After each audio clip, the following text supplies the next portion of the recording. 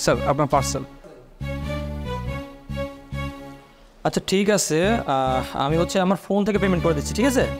Sir এক minute, আপনার মোবাইলের ভিতরে ওই মেয়েটার ছবি কি করছে?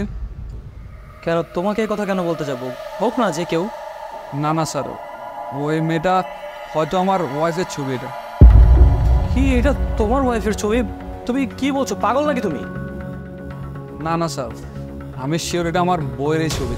আপনি একটু কষ্ট হলে আপনার মোবাইলটা একটু আমাকে দেন।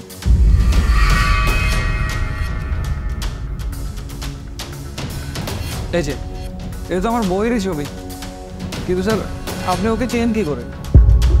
দেখো ভাই, তোমার কিছু একটা ভুল হচ্ছে। ফিল্টারের কারণে হয়তো বা তোমার ওয়াইফের মতো লাগছে, বাট এটা তোমার ওয়াইফ না, এটা তো আমার গার্লফ্রেন্ড। গার্লফ্রেন্ড?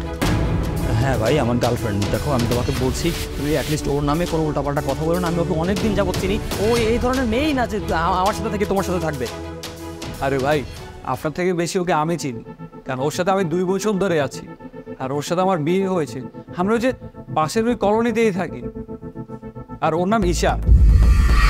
আমার অ্যাড্রেস তো মিলে যাচ্ছে। আচ্ছা তুমি শিওর যে এটা তোমার ওয়াইফ? আরে ভাই, অযথা আমি কেন মিথ্যে কথা বলতে যাবো? তার মানে ও তোমাকেও ধোকা দিচ্ছে, আমাকেও ধোকা দিচ্ছে। আরে বাবা, দিনের পর দিন ও আমাকে বলেছে যে ও সিঙ্গেল। ও আমরা কত প্ল্যান করেছি যে আমরা বিয়ে করবো। দাঁড়াও, ওকে আমি ছাড়বো না। দাঁড়াও, এর একটা হেস্তনেস্ত আমি করে ছাড়বো। তুমি কোনো কথা বলবে না, তুমি একদম কথা বলবে না। আমি দেখছি। হ্যাঁ হ্যালো, কোথায় আছো তুমি? শোনো, একটা ইমার্জেন্সি কথা ছিল। বিষয় হচ্ছে কি, মানে আমি আশেপাশের লোক তো, তাই তুমি কোনো কথা বলো না। আমি তোমাকে যেটা বলি সেটা আমার কথাটা শোনো। আমরা হচ্ছে আজকে তামান্না আপাকে দেখা করবো, আর আমি বিয়ে করে ফেলবো, ঠিক আছে? এটা তোমার জন্য সারপ্রাইজ।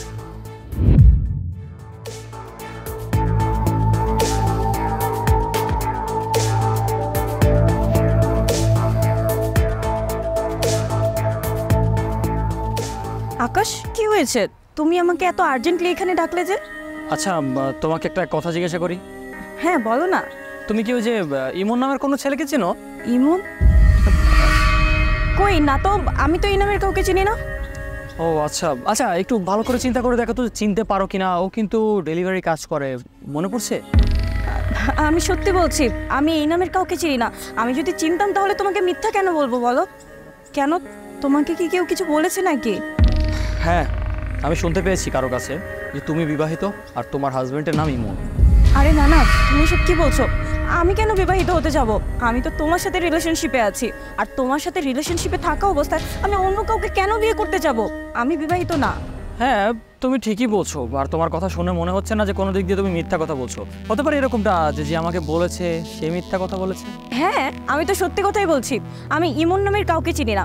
আমি যেহেতু তোমার সাথে রিলেশনশিপে আছি, আমি তোমাকেই বিয়ে করতে চাই, অন্য কাউকে বিয়ে করিনি।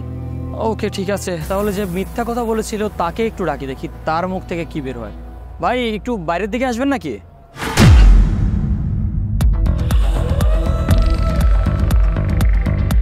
আসেন আসেন।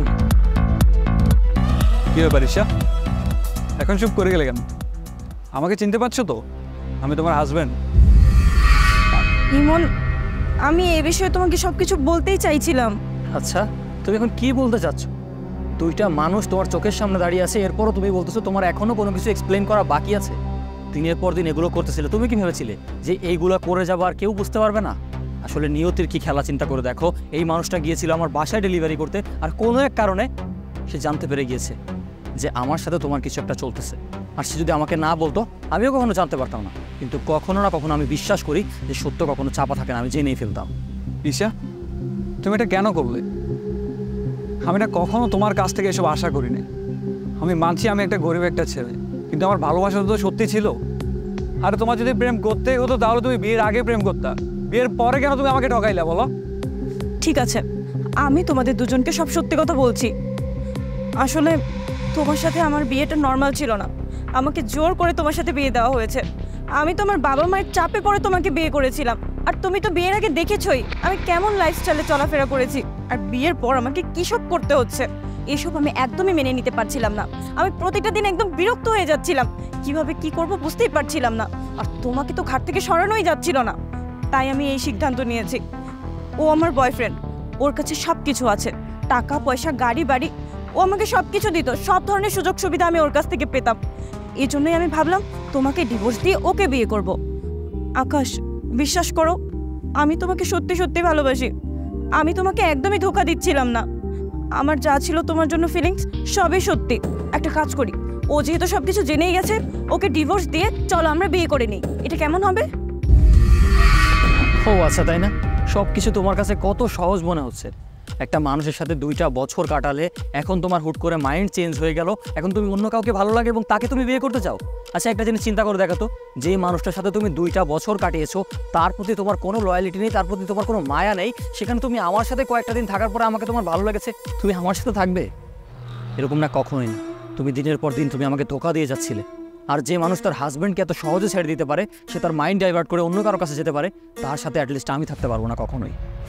2 দিন পরে তুমি আমাকে বিয়ে করবে, তারপর আমাকে ভালো লাগবে না, তারপর আবার অন্য কাউকে ভালো লাগবে, তাকে গিয়ে আবার এক্সপ্লেন করবা যে আমার এই খুঁত ছিল, সেই জন্য তুমি তার কাছে যেতে চাচ্ছ, তাই না? আকাশ প্লিজ, তুমি আমার সিচুয়েশনটা একটু বোঝার চেষ্টা করো। তোমার সাথে আমার প্রেম আর ওর সাথে আমার বিয়ে, দুইটা একদমই আলাদা সিচুয়েশন। আমি সত্যিই তোমাকে ভালোবাসি। তুমি যদি এই সময় আমাকে না বোঝো তাহলে কে বুঝবে বলো তো? এইসব কিছু ভুলে যাই, আমরা নতুন করে শুরু করি। ব্যাস ঈশা, আর একটা কথা বলবে না। তোমার সাথে আমার যা কিছু ছিল তোমার হাজব্যান্ডের সামনে আমি ক্লিয়ার করতেছি, তোমার ওই মুখ আমি আর কখনো দেখবো না, আর তুমিও আমার সাথে কন্ট্যাক্ট করার কোনো চেষ্টা করবে না। তোমার যা খুশি তুমি তাই করো। আর ভাই, আপনি সিদ্ধান্ত নেন যে আপনি কী করবেন। আমি আশা করি যে আপনি আপনার সঠিক সিদ্ধান্ত এখন নিতে পারবেন। আমার হাতে আর কি আছে ভাই? শুনলেন তো, আমাকে সে চায় না। এখন আমি ডিভোর্স দেওয়া ছাড়া আর আমার কাছে কোনো উপায় নেই ভাই। থাকো তুমি। ইমন, আমার কথাটা একবার শোনো, দাঁড়াও। শোনো ঈশা, যাওয়ার আগে একটা কথা বলে যাই। মানুষের মন নিয়ে খেলার থেকে মানুষের মনকে ভালোবাসার চেষ্টা করো, তাহলে লাইফে কোনোদিন এরকম দিন দেখতে হবে না। আকাশ